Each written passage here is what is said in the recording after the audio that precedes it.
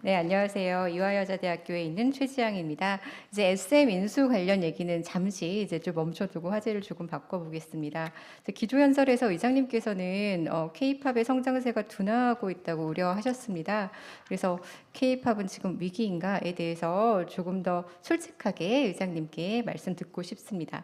그리고 연관해서 하나 더 질문 드릴 텐데요. 그래서 의장님 또 기조 연설에서 K-팝이 K라는 글자가 지닌 힘을 굉장히 증폭시키고 있다라고 자랑스러워하셨습니다. 그런데 뭐 특히 학계에서는 이제 K-팝이 국제적인 인기를 얻을수록 한국적인 정체성은 좀 흐려지고 있다라고 우려하는 목소리도 있습니다. 그래서 이 K가 가지는 의미는 무엇인가에 대해서 또 의장님께 직접 듣고 싶습니다. 네. K-팝 위기에 대해서 우선 말씀을 드리자면 지표 둔화는 그냥 명확합니다. 그러니까 숫자는 숫자이기 때문에 숫자가 거짓말을 할 방법은 없고요. 이 지표 중에 올라가고 있는 분야는 두 개밖에 없어요. 중국이 한한령에도 불구하고 소비자의 힘으로 새로운 루트를 뚫어서 소비를 늘려가고 있다랑 그 개인당 소비량이 늘어나고 있다. 인당 소비량이. 나머지 지표는 내려갈 건가 이런 정도가 아닙니다. 명확하게 줄고 있고, 그래서 이 부분을 위기라고 보지 않으면 기업가는 기업을 하면 안 된다고 생각합니다. 그러니까 기업가가 아닌 평론가나 철학가는 다양한 방식으로 볼 방법이 있지만 기업가는 위기에 미리 대비하고 미래를 만들어 나가야 되기 때문에 지금 정도의 그래프면은 이거는 위기라고 봐야 됩니다. 굉장히 둔화되고 있고요. 심지어 아까도 말씀드렸다지만 동남아 일부 국가에서는 명확한 역성장이 보입니다. 한 지표가 아닌 다양한 지표들이 다 역성장을 보이고 있어서 이 부분들에 대해서는 분명하게 위기로 받아들여야 됩니다. 저희가 생각하는 첫 번째 이유는 BTS의 부재입니다, 사실.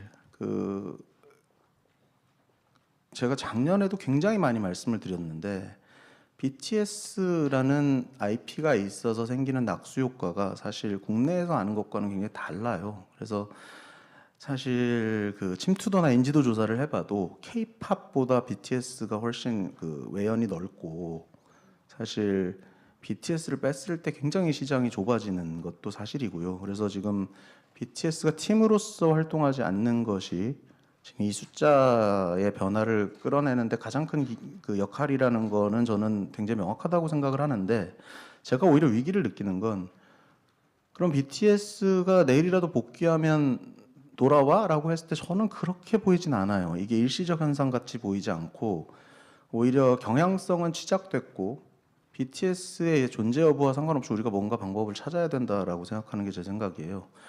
물론 여러분들은 이유가 궁금하실 텐데 굉장히 복합적이라서 저희도 명확한 이유를 제시하기는 어렵습니다. 왜냐하면 이제 음반 판매 같은 경우는 실 소비를 위해서 산다기보다는 여러 가지 그 팬들의 문화적인 소비 행태 때문에 사는 건데 그것들은 사실 현지 국가에서 어떤 일들이 일어나고 있고 엔터테인먼트 산업이 현지에서 어떻게 돌아가고 이런 것들에 따라서 굉장한 영향을 받고 있기 때문에 이걸 다 일일이 조사하지는 못하기 때문에 물론 조사하고 있지만 그게 있고 그다음에 음원 같은 경우도 그리고 그 SNS 사용 같은 것도 소비 패턴이 알고리즘에 따라서 굉장히 즉각 변하기 때문에 이것들을 일일이 팔로우하기는 되게 어렵습니다. 그래서 원인을 찾는 것도 중요하지만 그리고 옳은 원인을 찾아야 대응할 수 있다는 말도 맞지만 그것과 상관없이 복합적인 시도들을 해야 된다고 생각을 하고 그랬을 때 제가 말씀드린 게 아까 얘기했듯이 BTS의 낙수 효과가 크다고 했지 않습니까? 그래서 상식적으로 슈퍼스타가 많이 출연해 주는 게 제일 좋은 거다라고 해서 건강한 기업 경영을 통해서 그리고 그 안에서 크리에이터가 잘 놀 수 있는 환경을 만들어 줌으로써 슈퍼스타가 지속적으로 출연할 수 있게 돼야 된다. 그러려면 결국 노하우는 나누고 리스크는 분산하고 그 규모는 만드는 형태가 될 수밖에 없지 않냐. 그래서 그 안에서 건강하게 가야 된다라는 말씀을 드린 거고요. 두 번째로는 그렇게 슈퍼스타가 나와도 이 업이라는 게 다다익선이라서 어떻든 존재감을 드러낼 수 있는 프로모션이라든지 여러 가지 그 마케팅이라든지 하는 것들이 필요하고 이러려면 규모의 경제가 필요하다라는 관점에서 말씀드린 거고요. 마지막으로는 BTS의 낙수 효과라는 게 결국은 K-팝의 접점이 어떤 사람들이 BTS를 통해 K-팝의 접점이 생기는 것처럼 지금은 저희가 물론 팬덤 플랫폼을 갖고 있으니까 저희 얘기를 할 수밖에 없는데 이 팬덤 플랫폼을 통해서 많은 해외 아티스트들을 입점시키고 그들의 팬들이 이 안에서 선순환되면서 잠재 팬덤을 늘려가는 방식.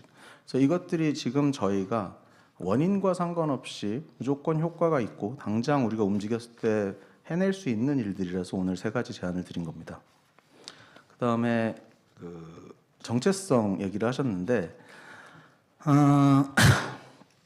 이건 좀 제 입장은 복합적인 것 같습니다. 그러니까 우선 K-팝을 장르적으로 설명하고 싶어 하시는 분들이 뭐 전 세계적으로 많지만 사실 저는 K-팝은 장르라고 말하기는 어려운 것 같아요. 사실 K-팝에서 장르는 팝에서 이미 설명이 됐다고 생각합니다. 팝은 사실 여러 가지 음악들이 믹스돼서 그 시대에 사람들이 좋아하는 음악이지 팝이라는 장르가 음악적으로 정의되지 않듯이 K-팝의 음악적 장르는 그냥 팝이고 사실 K-팝이라고 우리가 불렀을 때 그럼에도 어떤 실체를 생각하는 거는 아까 연설문 안에서도 얘기 드렸듯이 이거를 좋아하는 팬들, 그들의 소비 행태, 그리고 제작 시스템, 산업 시스템, 계약 구조 뭐 이런 모든 것들을 통틀어서 하나의 문화로 바라보는 말이라고 생각을 하고 있습니다. 그런데 이제 해외에 나가서 포커스그룹 인터뷰 같은 것들을 해보고 다양한 여론조사를 해보면 여전히 K-팝이 뭐라고 생각하세요? 그러면은 한국이라고 대답을 해요. 우리 생각과는 되게 다르게.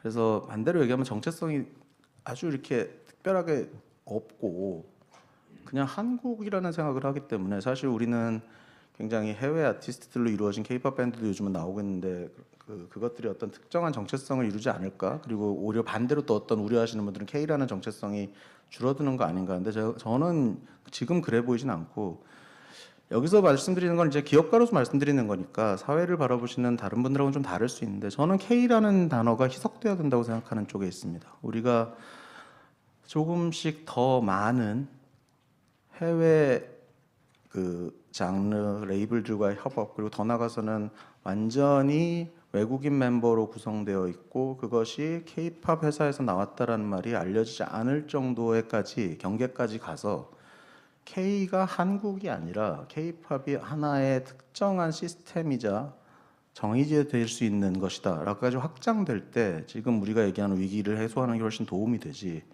K의 정체성을 고수해 나가는 방식은 사실 저는 이 정체성 이 성장 둔화라든지 위기 상황을 해소하는 데 전혀 도움이 되지 않는다라는 게 기본적인 제 생각이고 오히려 그렇게 됐을 때 K라는 글자를 통한 한국의 문화 수출이라든지 다양한 그 경제적 성장도 더 견인할 수 있다라고 생각을 하고 있습니다.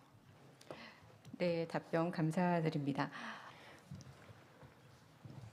네, 의장님께서 아까 그 K-팝의 성장도나 주요 원인 중에 하나로 BTS의 부재를 꼽으셨는데요. 말이 나온 김에 BTS 관련해서 좀 여쭤보겠습니다. 네. 그 최근에 mem버 지인이 입대를 하고 이제 제이홉도 입대를 앞두고 있는데 하이브에서는 이제 방탄소년단이 2025년쯤에는 이제 완전체 활동을 재개할 것이라고 한번 희망을 밝히신 적이 있습니다. 그렇게 되려면은 계산상으로 멤버들이 내년 초까지는 그래도 입대를 해야 되는데 실제로 이제 나머지 멤버들의 입대 시기가 좀 조율이 됐는지 궁금하고요. 그리고 2025년 이후에 이제 군복무를 마치고 다시 완전체가 됐을 때 하이브와 동행을 계속 하게 되는지 앞으로 그것도 궁금합니다.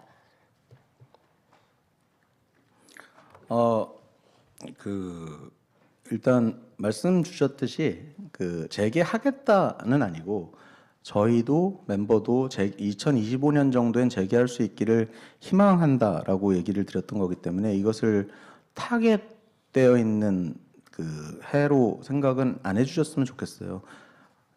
BTS도 저희도 노력을 하겠지만 어떻든 군대라는 문제가 뜻대로 해결되는 것만은 아니고 갔다 온 뒤에는 복귀를 위한 준비도 필요하기 때문에 저희가 이것을 어떤 약속된 해로 운영할 수 없다라는 것만큼 말씀을 드리고 싶어요. 다만 희망한다의 희망이 말 그대로 그냥 붕 뜬 희망이 아니라 정말 적극적으로 노력하겠다라는 거는 양자가 다 합의한 바고요. 그렇게 하고 싶고요. 그리고 그게 필요하다고 생각을 합니다. 근데 그러면 이제 입대 시점에 대해서 말씀을 하셨는데 입대 시점은 사실 그 개인정보에 더 가까운 거고 제가 이거를 여기서 말씀드리긴 되게 어렵고 다만 그 기존에 여러 번 말씀드렸던 입장대로 입대 시점이 정해지면 순차적으로 투명하게 공개해드리겠다 정도가 지금은 여기서는 드릴 수 있는 말씀 같습니다. 그다음에 이제 재계약 얘기를 하셨는데 잘 아시다시피 BTS 정도 되는 가수의 재계약은 되게 사회적 파장이 커서 저도 뭔가 여기서 이렇게 말씀드리기가 조심스러운데 그리고 BTS 같은 경우는 저희가 투명성을 위해서 그 계약 기간을 다 공개해 왔고요 그동안에도. 그래서 사실은 계약 기간이 아직은 좀 남아 있습니다. 제가 많이라고 말하고 싶지만 워낙 BTS가 큰 가수다 보니 이 정도 기간도 많이라고는 말을 못 하고요. 그래서 그 기간 동안에 얘기를 하게 될 거고요. 그 얘기가 끝나고 말하는 게 아티스트에 대한 예의고 팬들에 대한 예의고 제가 맞는 일을 하는 거지 여기서 이제 뭔가를 말씀드리는 거는 좀 혼자 주제 넘은 일인 것 같습니다. 그 플로어에서 나온 관련 질문인데요.